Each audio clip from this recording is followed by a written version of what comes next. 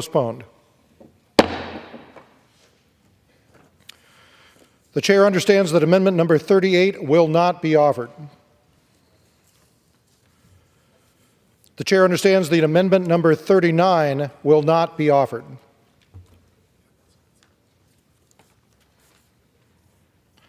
It's now in order to consider amendment number 45, printed in Part B of House Report 118-559. For what purpose does the gentleman from Florida seek recognition? Mr. Speaker, I have an amendment at the desk. The clerk will designate the amendment. Amendment number 45, printed in Part B of House Report number 118-559, offered by Mr. Moskowitz of Florida. Pursuant to House Resolution 1316, the gentleman from Florida, Mr. Moskowitz, and a member opposed each will control 5 minutes. The chair recognizes the gentleman from Florida. Mr. Speaker, I rise today to speak in support of my amendment to the State and Foreign Operations Appropriations Bill for the fiscal year 2025, limiting the use of unverified statistics from the Gaza Ministry of Health. I reserve the balance of my time. Gentleman reserves. Does any member seek time in opposition? Gentlewoman from California claims the time in opposition. The gentlewoman is recognized. I reserve. The gentlewoman from California is recognized. Mr. Chairman, I rise in opposition to this amendment. This amendment prohibits the State Department from using the statistics obtained from the Gaza Health Ministry, which is often the only information available about what is happening on the ground in Gaza. As much as we wish there were other sources, this ministry is the only official source for Gaza casualties and is the de facto authority there.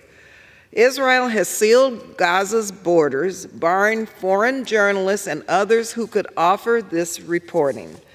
The journalists and medical professionals who are there are unable to account for all of the bodies trapped under rubble and discovered in mass graves. The United Nations and other international institutions and experts, as well as the Palestinian authorities in the West Bank, say this ministry has made a good faith effort to account for the dead under the most difficult conditions. Their figures have been found to be credible in the past, holding up to United Nations scrutiny, independent investigations, and even Israel's tallies. When new information comes to light, as with the Office of Coordination of Humanitarian Assistance a few weeks ago, they are made. In order for the State Department to do its job effectively, it needs to work with real-time information. This amendment would severely inhibit the United States government's ability to assess the situation. I urge my colleagues to oppose this amendment, and I reserve the balance of my time. Gentlewoman reserves. The gentleman from Florida is recognized. I reserve. The gentleman reserves. Gentlewoman from California is recognized. I urge a no vote, and I yield back the balance of my time. The gentleman yields back. The gentleman from Florida is recognized. Thank you, Mr. Speaker. My amendment does not deny the tragedy that is going on in Gaza due to Hamas's horrific attack on Israel on October 7th. But at the end of the day, the Gaza Ministry of Health is the Hamas Ministry of Health. And the idea that the United States government would rely on a terrorist organization for statistics, for data, that is being utilized. There are better ways to do this. We could work with our international partners and the UN. By the way, the UN, which was relying on Hamas, the Gaza Ministry of Health, if you will, lowered their numbers just a couple of weeks ago by a significant amount. Thousands, in fact. And so, I just believe that the United States should stop relying on a terrorist organization for information. Remember, it is Hamas's goal. It is Hamas's goal to sell propaganda to the American people, to sell propaganda to the world. And the idea that we would participate in it because there are no other credible sources, Hamas is not a credible source. Since when is Hamas credible? And so, look, I want to thank my colleagues Representative Wilson, Representative Lawler, Representative Gottheimer, and Representative Miller for supporting my amendment. As I've said, this amendment will prohibit the State Department from using unverified statistics provided by Hamas-run Gaza Ministry of Health. I urge my colleagues to vote yes on this bipartisan amendment, and I yield back the balance of my time. Gentleman yields back. All time for debate having expired, the question occurs on the amendment offered by the gentleman from Florida. Those in favor say aye. Those opposed say no. The opinion of the chair, the noes have it. The amendment is not agreed to.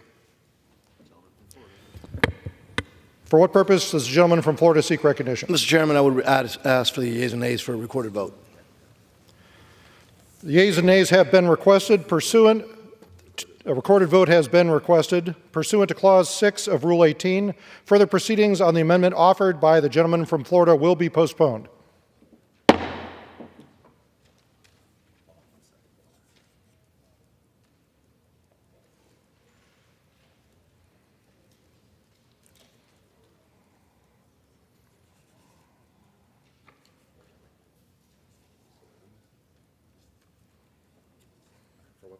Now. Okay. For what purpose does the gentlewoman from California seek recognition? Mr. Chairman, I rise as the designee of the gentlewoman from Connecticut, Ms. DeLauro, and I move to strike the last word. Gentlewoman is recognized for 5 minutes. Mr. Chairman, I yield to the gentlewoman from Michigan, Ms. Tlaib. Gentlewoman is recognized. Thank you so much, my good colleague from California. I wanted to say how absolutely unconscionable that my colleagues are offering an amendment to prevent our U.S. government from even citing the Palestinian death toll. Since 1948, Mr. Speaker, there has been a coordinated effort, especially in this chamber, to dehumanize Palestinians and erase Palestinians from existence. The ethnic cleansing of Palestinians did not end in 1948. Today, Mr. Speaker, we are witnessing the Israeli apartheid government carry out a genocide in Gaza and in real time. And then this amendment is an attempt to hide it. Let me remind you all of the words of an Israeli defense minister who said, quote, we are imposing a complete siege on Gaza. No electricity, no food, no water, no fuel, everything closed. We are fighting human animals, end of quote. They don't even see Palestinians as human beings, Mr. Speaker. And here we are.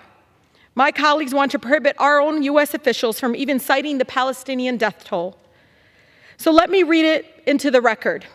Here are the latest casualties of Palestinians killed. 37,718 Palestinians, including more than 15,000 Palestinian children. And more than 86,377 Palestinians have been injured. 6 children, Mr. Speaker, 6 are killed in Gaza every single hour. But Palestinians are not just numbers. Behind these numbers are real people, mothers, fathers, sons, daughters, who have had their lives stolen from them and their families torn apart.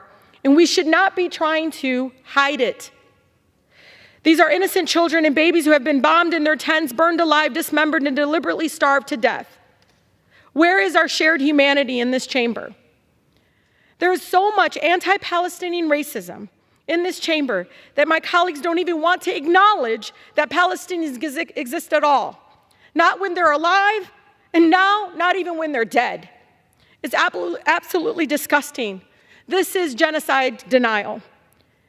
Mr. Speaker, I know the majority of this chamber doesn't believe Palestinians should live or exist, but I won't remain silent as the only Palestinian American serving in Congress, while folks attempt to ever even erase those who were killed with our own weapons.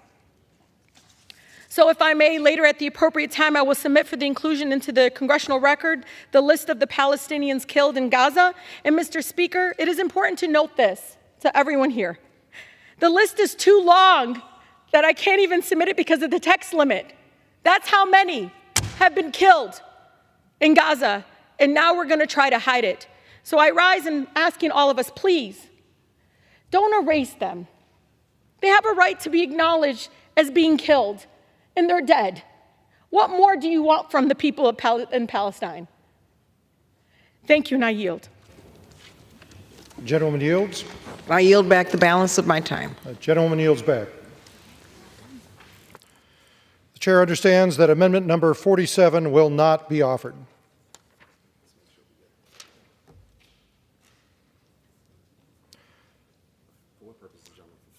For what purpose does the gentleman from Florida seek recognition? While commending the chair for a job well done, I would move that the committee do now rise. The question is, on the motion that the committee rise, all those in favor say aye. Those opposed say no.